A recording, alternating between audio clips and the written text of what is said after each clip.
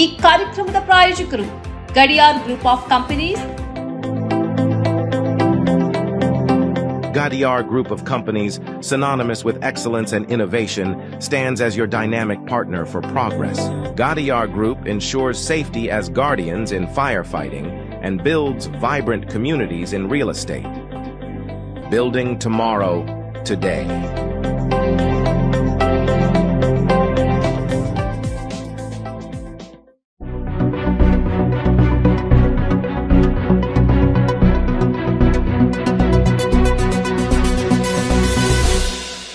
ವೀಕ್ಷಕರೇ, ಸನ್ಮಾರ್ಗ ಸುದ್ದಿ ಸಂಚಯಕ್ಕೆ ಸ್ವಾಗತ. ನಾನು RA ಲೋಹಾನಿ. ದೆಹಲಿ ವಿಧಾನಸಭಾ ಚುನಾವಣೆಗೆ ದಿನಾಂಕವನ್ನು ಭಾರತೀಯ ಚುನಾವಣಾ ಆಯೋಗ ಇಂದು ಪ್ರಕಟಿಸಿದೆ. ದೆಹಲಿಯಲ್ಲಿ ಸಾಂಪ್ರದಾಯಿಕವಾಗಿ ಒಂದೇ ಹಂತದಲ್ಲಿ ವಿಧಾನಸಭಾ ಚುನಾವಣೆ ನಡೀತಾ ಬಂದಿದೆ. ಅದು ಈ ಬಾರಿಯೂ ಮುಂದುವರೆದಿದೆ. ಒಟ್ಟು 70 ಸದಸ್ಯ ಬಲದ ದೆಹಲಿಯ ಹಾಲಿ ವಿಧಾನಸಭೆಯ ಅವಧಿ ಫೆಬ್ರವರಿ 23ಕ್ಕೆ ಕೊನೆಗೊಳ್ಳಲಿದೆ. ದೆಹಲಿ ವಿಧಾನಸಭಾ ಚುನಾವಣೆ ದಿನಾಂಕವನ್ನು ಭಾರತೀಯ ಚುನಾವಣಾ ಆಯೋಗ ಪ್ರಕಟಿಸಿದ್ದು, ಎಲ್ಲ 70 ಕ್ಷೇತ್ರಗಳಿಗೂ ಒಂದೇ ಹಂತದಲ್ಲಿ ಮತದಾನ ನಡೆಯಲಿದೆ. ಫೆಬ್ರವರಿ 5ರಂದು ಮತದಾನ ನಡೆಯಲಿದ್ದು, ಫೆಬ್ರವರಿ 8ರಂದು ಮತ ಎಣಿಕೆ ನಡೆಯಲಿದೆ. ಚುನಾವಣಾ ದಿನಾಂಕ ಘೋಷಿಸುವ ಮುನ್ನ ಚುನಾವಣಾ ಆಯೋಗದ ಕಳೆದ ವರ್ಷದ ಸಾಧನೆ ಕುರಿತು ಮೆಲುಕು ಹಾಕಿದ ಮುಖ್ಯ ಚುನಾವಣಾಧಿಕಾರಿ ರಾಜೀವ್ ಕುಮಾರ್ ಈ ಬಾರಿ ದೆಹಲಿ ಚುನಾವಣೆಯಲ್ಲಿ ಮನಸ್ಸಿನಿಂದ ಮತ ಹಾಕಿ ಎಂದು ಮತದಾರರಿಗೆ ಕರೆ ನೀಡಿದರು. ದೆಹಲಿ ಚುನಾವಣೆಗೆ ಮತ ಚಲಾವಣೆಗೆ 1.55 ಕೋಟಿ ಅರ್ಹ ಮತದಾರರಿದ್ದು, ಇದರಲ್ಲಿ 71.74 ಲಕ್ಷ ಮಹಿಳಾ ಮತದಾರರಿದ್ದಾರೆ. ಇನ್ನು ಇದೇ ಮೊದಲ ಬಾರಿಗೆ ಹೊಸದಾಗಿ 2 ಲಕ್ಷ ಯುವ ಮತದಾರರು ತಮ್ಮ ಹಕ್ಕು ಚಲಾಯಿಸಲಿದ್ದಾರೆ. ಏಕಹಂತದಲ್ಲಿ ನಡೆಯುವ ಮತದಾನಕ್ಕಾಗಿ 13,000 ಮತಕೇಂದ್ರಗಳನ್ನು ಸ್ಥಾಪಿಸಲಾಗಿದೆ. ಮತದಾರರ ಪಟ್ಟಿಗೆ ಅಳಿಸುವಿಕೆ ಅಥವಾ ಸೇರ್ಪಡೆಯಲ್ಲಿ ಕಟ್ಟುನಿಟ್ಟಾದ ಪ್ರಕ್ರಿಯೆ ಅನುಸರಿಸಲಾಗಿದೆ. ಯಾವುದೇ ತಿರುಚುವಿಕೆಗೆ ಅವಕಾಶ ಇಲ್ಲ ಎಂದು ಆಯುಕ್ತರು ತಿಳಿಸಿದರು. ಈ ಬಾರಿ ದೆಹಲಿ ವಿಧಾನಸಭೆ ಚುನಾವಣೆಯಲ್ಲಿ ಬಿಜೆಪಿ, ಕಾಂಗ್ರೆಸ್ ಹಾಗೂ ಆಪ್ ಪಕ್ಷಗಳ ನಡುವೆ ತ್ರಿಕೋನ ಸ್ಪರ್ಧೆ ಏರ್ಪಡಲಿದ್ದು, ಮತದಾರ ಪ್ರಭು ಯಾರಿಗೆ ಜೈ ಎನ್ನುತ್ತಾನೆ ಎಂಬುದು ಸದ್ಯ ಕುತೂಹಲವನ್ನು ಹುಟ್ಟುಹಾಕಿದೆ. ವಿದ್ಯುನ್ಮಾನ ಮತಯಂತ್ರ EVM ದುರ್ಬಳಕೆಯ ಆರೋಪವನ್ನು ಭಾರತೀಯ ಚುನಾವಣಾ ಆಯೋಗ ಮಂಗಳವಾರ ಮತ್ತೊಮ್ಮೆ ತಳ್ಳಿಹಾಕಿದೆ. EVMಗಳಲ್ಲಿ ನ್ಯೂನತೆ ಇಲ್ಲ, ಬ್ಯಾಲೆಟ್ ಪೇಪರ್ಗಳಿಗೆ ಹಿಂದಿರುಗುವುದಿಲ್ಲ ಎಂದು ಸ್ಪಷ್ಟವಾಗಿ ಹೇಳಿದೆ. ದಿಲ್ಲಿ ವಿಧಾನಸಭಾ ಚುನಾವಣೆಯ ದಿನಾಂಕಗಳನ್ನು ಪ್ರಕಟಿಸಲು ಸುದ್ದಿಗೋಷ್ಠಿ ನಡೆಸಿದ ಮುಖ್ಯ ಚುನಾವಣಾ ಆಯುಕ್ತ ರಾಜೀವ್ ಕುಮಾರ್, ಇವಿಎಂಗಳು ಪದೇ ಪದೇ ನ್ಯಾಯಾಂಗ ಪರಿಶೀಲನೆಯ ಪರೀಕ್ಷೆಯಲ್ಲಿ ಉತ್ತೀರ್ಣವಾಗಿವೆ ಮತ್ತು 42 ಪ್ರತ್ಯೇಕ ಸಂದರ್ಭಗಳಲ್ಲಿ ರಾಷ್ಟ್ರದ ಅತ್ಯುನ್ನತ ನ್ಯಾಯಾಲಯಗಳ ಇವಿಎಂಗಳ ಮೇಲಿನ ನಂಬಿಕೆಯನ್ನು ಪುನರುಚ್ಚರಿಸಿವೆ ಎಂದು ಹೇಳಿದ್ದಾರೆ. ಇವಿಎಂ ಬಗೆಗಿನ ಆರೋಪಗಳನ್ನು ಆಧಾರರಹಿತ ಎಂದು ಹೇಳಿದ ಚುನಾವಣಾ ಆಯುಕ್ತರು, ಚುನಾವಣಾ ಪ್ರಕ್ರಿಯೆಯಲ್ಲಿ ಚುನಾವಣಾ ಆಯೋಗ ಯಾವಾಗಲೂ ಪಾರದರ್ಶಕತೆಗೆ ಹೆಚ್ಚು ಪ್ರಾಶಸ್ತ್ಯ ನೀಡಿದೆ. ಇವಿಎಂಗಳನ್ನು ತಿರುಚುವುದು ಅಥವಾ ಹ್ಯಾಕ್ ಮಾಡುವುದು ಅಸಾಧ್ಯ. ಈ ಕುರಿತು ಪ್ರತಿಯೊಂದು ಆರೋಪಗಳನ್ನು ಕೂಲಂಕುಷವಾಗಿ ತನಿಖೆ ಮಾಡಲಾಗಿದೆ. ಈ ತಂತ್ರಜ್ಞಾನವು ಮುಕ್ತ ಮತ್ತು ನ್ಯಾಯಸಮ್ಮತ ಚುನಾವಣೆಯ ತತ್ವಗಳನ್ನು ನಿರಂತರವಾಗಿ ಎತ್ತಿ ಹಿಡಿದಿದೆ ಎಂದು ಹೇಳಿದ್ದಾರೆ. ಟೇಬಲ್ ಮೇಲೆ ಒಂದು ರಿವಾಲ್ವರ್ ಇತ್ತು. ಇದು ಆಟದ ವಸ್ತು ಎಂದು ಭಾವಿಸಿ ತನ್ನ ಮೇಲೆಯೇ ಶೂಟ್ ಮಾಡಿಕೊಂಡ ವ್ಯಕ್ತಿಯೊಬ್ಬ ಆಸ್ಪತ್ರೆಗೆ ದಾಖಲಾದ ಘಟನೆ ಮಂಗಳೂರು ಹೊರವಲಯದ ವಾಮಂಜೂರಿನಲ್ಲಿ ನಡೆದಿದೆ. ವಾಮಂಜೂರಿನ ಸೆಕೆಂಡ್ ಹ್ಯಾಂಡ್ ಅಂಗಡಿಯೊಂದರಲ್ಲಿ ಭಾಸ್ಕರ್ ಎಂಬುವರು ಗನ್ ಅನ್ನು ಟೇಬಲ್ ಮೇಲಿರಿಸಿ ವಾಶ್ರೂಮ್ಗೆಂದು ತೆರಳಿದ್ದರು. ಈ ವೇಳೆ ಸೆಕೆಂಡ್ ಹ್ಯಾಂಡ್ ಬಜಾರ್ಗೆ ಖರೀದಿಗೆ ಬಂದಿದ್ದ ಸಫ್ವಾನ್ ಎಂಬುವರು ಆಟದ ವಸ್ತು ಎಂದು ಭಾವಿಸಿ ಹೊಟ್ಟೆಯ ಮೇಲಿಟ್ಟು ಶೂಟ್ ಮಾಡಿಕೊಂಡಿದ್ದಾರೆ. ಪರಿಣಾಮ ಸಫ್ವಾನ್ ಹೊಟ್ಟೆಗೆ ಗುಂಡು ತಗಲಿ ಗಾಯಗೊಂಡಿದ್ದಾರೆ. ಸದ್ಯ ಗಾಯಾಳು ಪಡೀಲ್ನ ಖಾಸಗಿ ಆಸ್ಪತ್ರೆಯಲ್ಲಿ ಚಿಕಿತ್ಸೆ ಪಡೆಯುತ್ತಿದ್ದಾರೆ. ಇದೊಂದು ಆಕಸ್ಮಿಕ ಘಟನೆ ಎಂದು ಪೊಲೀಸ್ ಮೂಲಗಳು ತಿಳಿಸಿವೆ. ನಕ್ಸಲ್ ಹೋರಾಟಗಾರರನ್ನ ಮುಖ್ಯವಾಹಿನಿಗೆ ಕರೆತರುವ ಪ್ರಯತ್ನದ ಭಾಗವಾಗಿ 6 ಮಂದಿ ಮಾವೋವಾದಿಗಳು ಶರಣಾಗತಿಗೆ ಒಪ್ಪಿದ್ದಾರೆ. ಜನವರಿ 8ರಂದು ಚಿಕ್ಕಮಗಳೂರಿನಲ್ಲಿ ಸರ್ಕಾರದ ಎದುರು ಶರಣಾಗಲಿದ್ದಾರೆ ಎಂಬ ಮಾಹಿತಿ ಇದೆ. ಶರಣಾಗತಿಗೂ ಮುನ್ನ ಕರ್ನಾಟಕ ಮತ್ತು ತಮಿಳುನಾಡು ಸರ್ಕಾರಕ್ಕೆ ಪತ್ರ ಬರೆದಿರುವ ನಕ್ಸಲ್ ಹೋರಾಟಗಾರರು ಹಲವು ಹಕ್ಕೊತ್ತಾಯಗಳನ್ನು ಮುಂದಿಟ್ಟಿದ್ದಾರೆ.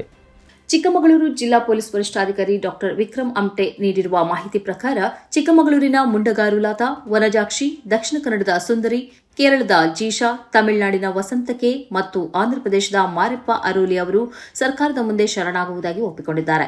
ಸರ್ಕಾರಗಳಿಗೆ ಪತ್ರ ಬರೆದಿರುವ ಇವರು, ನಿರುದ್ಯೋಗ ಹೋಗಲಾಡಿಸಿ ಉದ್ಯೋಗ ಸೃಷ್ಟಿಗೆ ಆದ್ಯತೆ ಕೊಡಬೇಕು, ತಮ್ಮ ವಿರುದ್ಧದ ಸುಳ್ಳು ಪ್ರಕರಣಗಳನ್ನು ರದ್ದುಗೊಳಿಸಬೇಕು, ವಿಕ್ರಮ್ ಗೌಡ ಎನ್ಕೌಂಟರ್ ಪ್ರಕರಣವನ್ನು ನ್ಯಾಯಾಂಗ ತನಿಖೆಗೆ ಒಪ್ಪಿಸಬೇಕು, ಆದಿವಾಸಿಗಳಿಗೆ ಕಿರುಕುಳ ಕೊಡುವುದನ್ನು ನಿಲ್ಲಿಸಬೇಕು, ಅವರ ಹಕ್ಕುಗಳನ್ನು ಅವರಿಗೆ ದೊರಕಿಸಿಕೊಡಬೇಕು ಎಂಬುದು ಸೇರಿದಂತೆ ಹಲವಾರು ಹಕ್ಕೊತ್ತಾಯಗಳನ್ನು ಸರ್ಕಾರಗಳ ಮುಂದಿಟ್ಟಿದ್ದಾರೆ.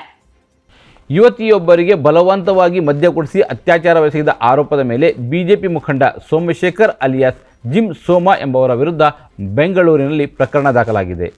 ಸೋಮಶೇಖರ್ 2018ರಲ್ಲಿ ಹಾಸನ ಜಿಲ್ಲೆ ಸಕಲೇಶಪುರ ವಿಧಾನಸಭಾ ಕ್ಷೇತ್ರದಿಂದ ಬಿಜೆಪಿ ಅಭ್ಯರ್ಥಿಯಾಗಿ ಚುನಾವಣೆಗೆ ಸ್ಪರ್ಧಿಸಿ ಸೋತಿದ್ದರು.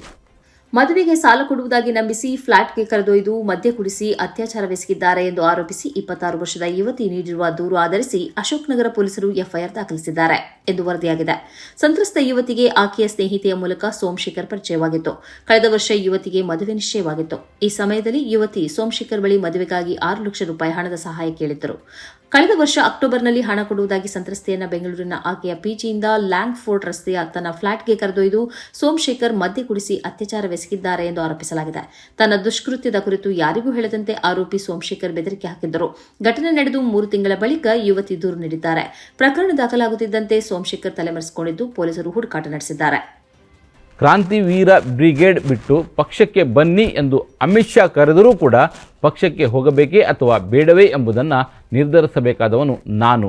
ಈಗ ಯಾರ ಮಾತನ್ನು ನಾನು ಕೇಳುವುದಿಲ್ಲ ಎಂದು ಕೆಎಸ್ ಈಶ್ವರಪ್ಪ ಹೇಳಿದ್ದಾರೆ.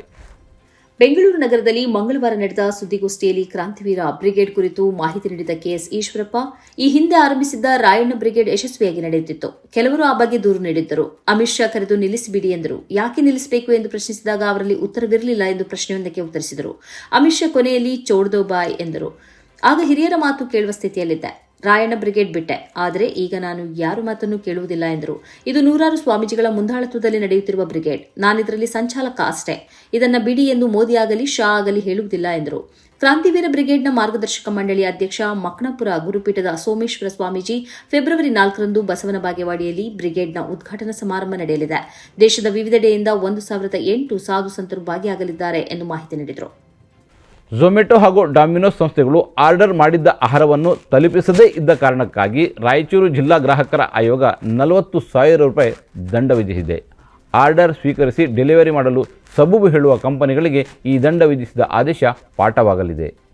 ರಾಯಚೂರು ನಗರದ ನಿವಾಸಿ ವಿದ್ಯಾಶ್ರೀ ಎನ್ನುವವರು ಝೊಮ್ಯಾಟೊ ಹಾಗೂ ಡಾಮಿನೋಸ್ ವಿರುದ್ಧ ದೂರು ಹಾಕಿದ್ದು, ಈ ಸಂಬಂಧ ಗ್ರಾಹಕ ಆಯೋಗ ವಿಚಾರಣೆ ನಡೆಸಿ ರಾಯಚೂರಿನ ಝೊಮ್ಯಾಟೊ ಹಾಗೂ ಬೆಂಗಳೂರಿನ ಡಾಮಿನೋಸ್ ಕಂಪನಿಗೆ ನೋಟಿಸ್ ನೀಡಿತ್ತು. ಆದರೂ ಝೊಮ್ಯಾಟೊ ಮತ್ತು ಡಾಮಿನೋಸ್ನಿಂದ ಯಾರೊಬ್ಬರೂ ಹಾಜರಾಗಿರಲಿಲ್ಲ. ಈ ಬೆನ್ನಲ್ಲೇ ಜಿಲ್ಲಾ ಗ್ರಾಹಕರ ಆಯೋಗದ ದಂಡ ವಿಧಿಸಿದೆ.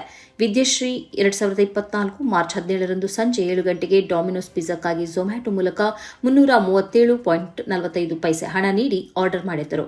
ಆರ್ಡರ್ ಸ್ವೀಕರಿಸಿರುವ ಕುರಿತು ಅವರಿಗೆ ಸ್ವೀಕೃತಿ ಬಂದಿತ್ತು. ಹೀಗಾಗಿ ಪಿಜ್ಜಾಗಾಗಿ ವಿದ್ಯಾಶ್ರೀ ಹಾಗೂ ಅವರ ಮಗಳು ರಾತ್ರಿ 9 ಗಂಟೆವರೆಗೆ ಕಾದರೂ ಝೊಮ್ಯಾಟೊದಿಂದ ಮಾತ್ರ ಪಿಜ್ಜಾ ಆರ್ಡರ್ ಡೆಲಿವರಿ ಆಗಿರಲಿಲ್ಲ.